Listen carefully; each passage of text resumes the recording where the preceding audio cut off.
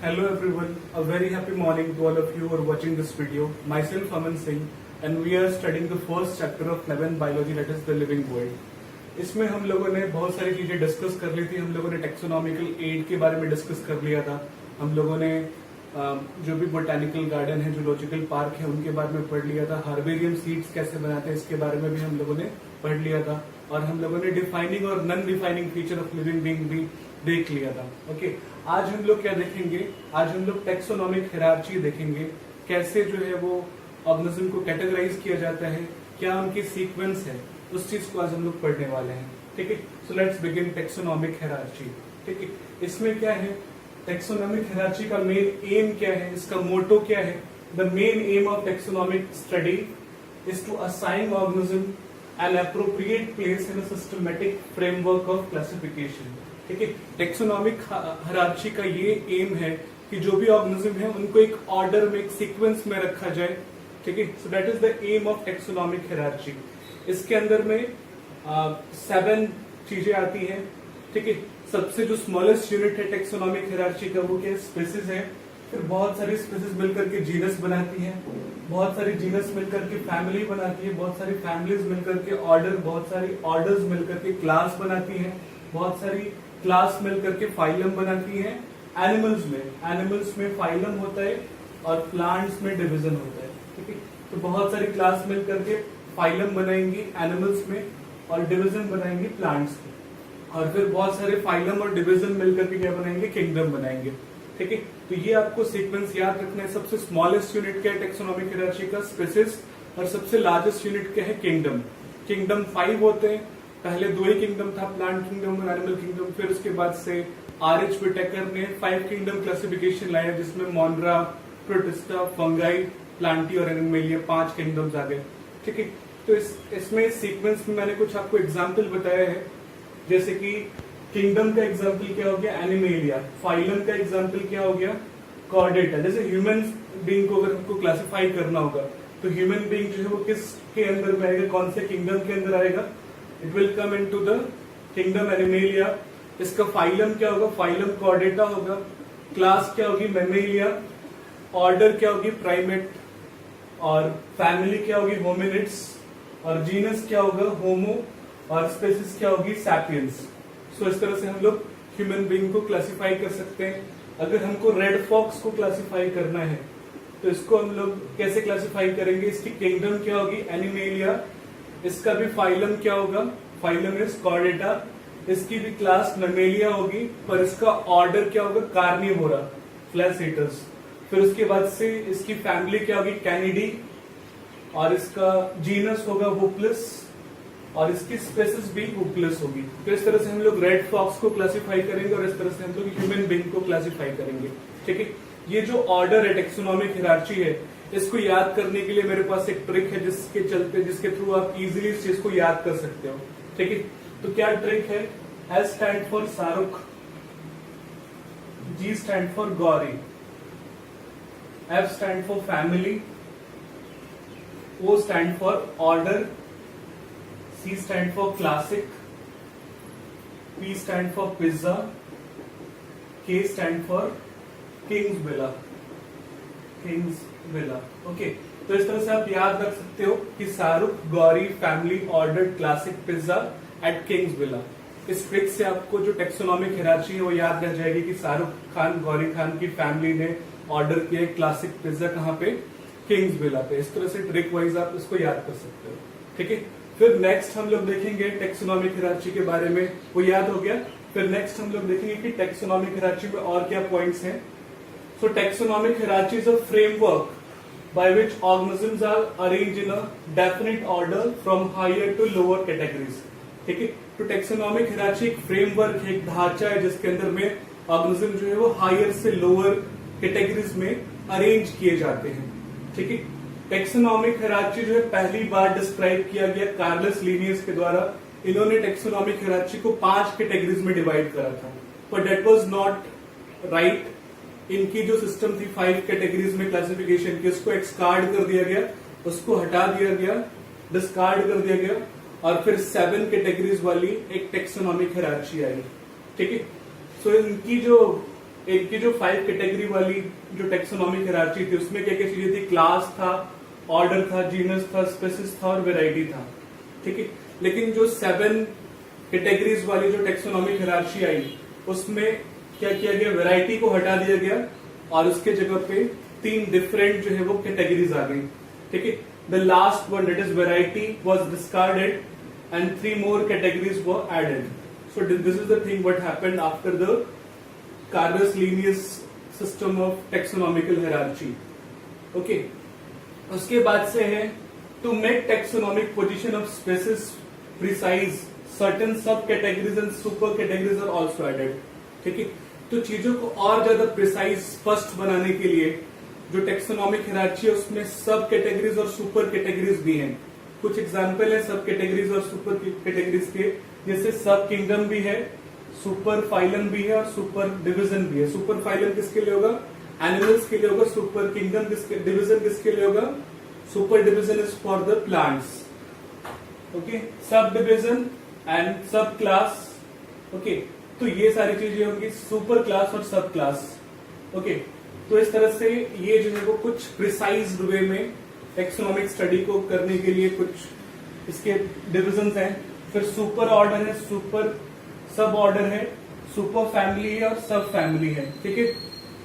Last है tribes, सब spaces और वेराइटी। सो इस तरह से हम लोगों ने टेक्सोनॉमिक स्टडी को और प्रिसाइज वे में और स्पष्ट रूप से स्टडी करने के लिए हम लोगों ने इसको और छोटे छोटे फॉर्म्स में डिवाइड कर दिया है, सुपर और सब फॉर्म में, ठीक है। सो this is the thing, just right it down, फिर हम लोग नेक्स्ट पढ़ते हैं। Thank you.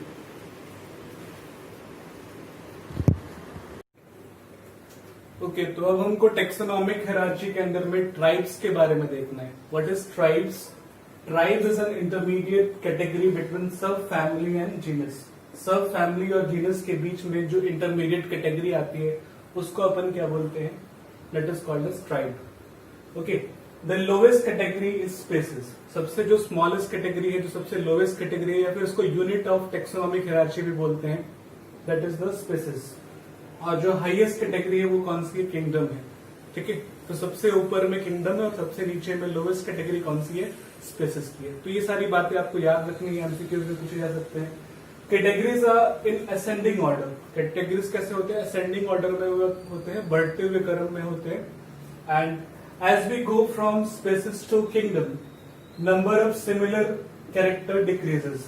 जैसे जैसे हम लोग स्पेसिस से किंगडम की तरफ जाते हैं, जो सिमिलैरिटीज है ऑर्गेनिज्म की वो कम होती जाती है। मतलब सबसे ज्यादा सिमिलैरिटीज के अंदर होगी स्पेसिस के अंदर में, फिर जीनस के अंदर होगी, ठीक है। उनसे कम फैमिली ऑर्डर और फाइलम्स में होगी, ठीक है। तो जैसे जैसे हम लोग स्पेसिस से आगे की तरफ जीनस की तरफ जाते जाते हैं, वैसे वैसे सिमिलैरिटी जो है ऑर्गेनिज्म की वो कम होते जाती है, ठीक है। तो ये पॉइंट आपको याद रखना है, बहुत important, it's very important point that you have to remember. Species have a real existence in nature, other merely man-made, convenient and arbitrary groups without existence.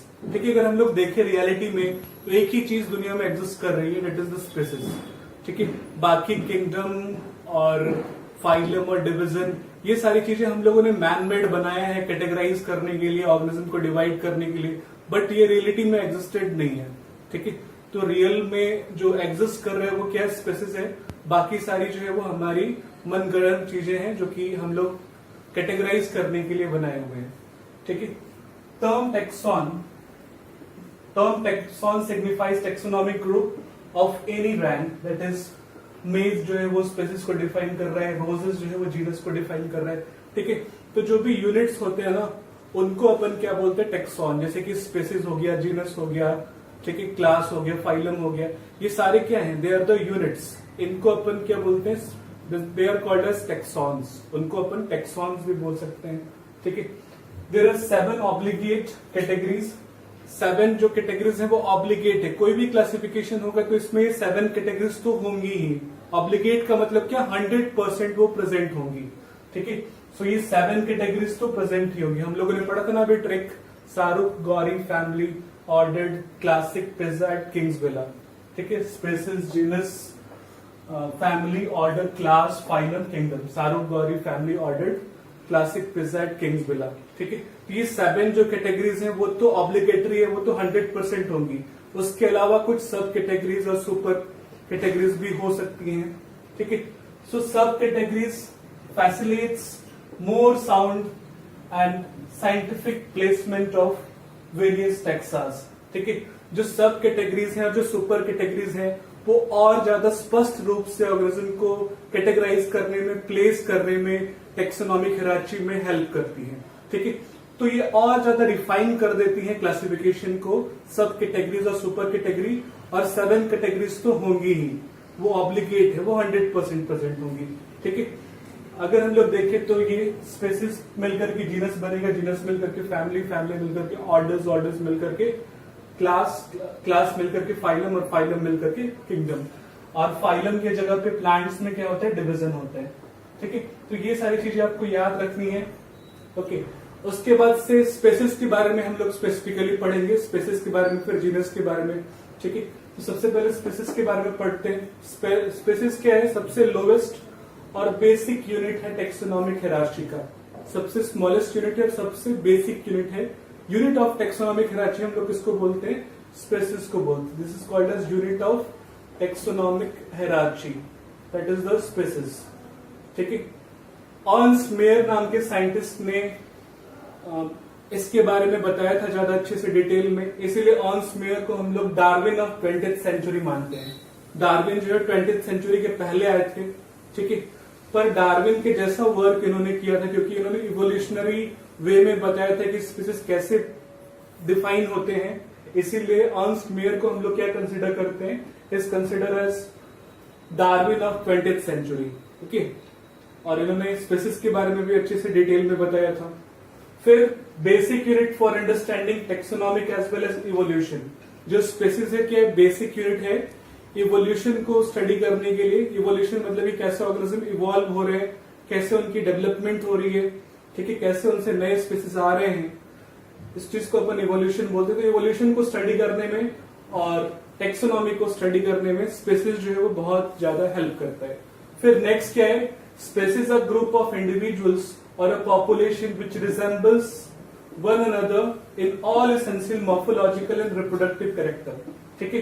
Spaces वो ग्रुप ऑफ ऑर्गेनिज्म है, वो group of individuals है, वो group of population है जो कि एक दूसरे के साथ रिजेंबल करते हैं, एक दूसरे से मैच करते हैं, कि मॉर्फोलॉजिकल फॉर्म्स में भी एक दूसरे से मैच करते हैं। मॉर्फोलॉजिकल फॉर्म का मतलब क्या, एक्सटर्नल फीचर्स उनके मिलते हैं एक दूसरे से स्पीसीज के, और रिप्रोडक्टिवली भी वो एक दूसरे से मैच करते हैं, ठीक है।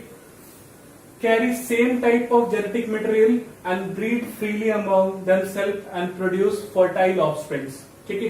जो भी स्पेसीज हैं वो क्या, उनके अंदर जो जेनेटिक मटेरियल है यानी कि जो डीएनए आरएनए है वो एक जैसा होगा। अगर मान लो हम लोग ह्यूमन सैपियंस हैं, ह्यूमन बीइंग है, तो हमारे अंदर जो जेनेटिक मटेरियल है वो लगभग एक जैसा होगा। ऐसे 100% तो सेम नहीं होगा, पर 99.9% जो चीजें हैं वो सेम होंगी, ठीक है।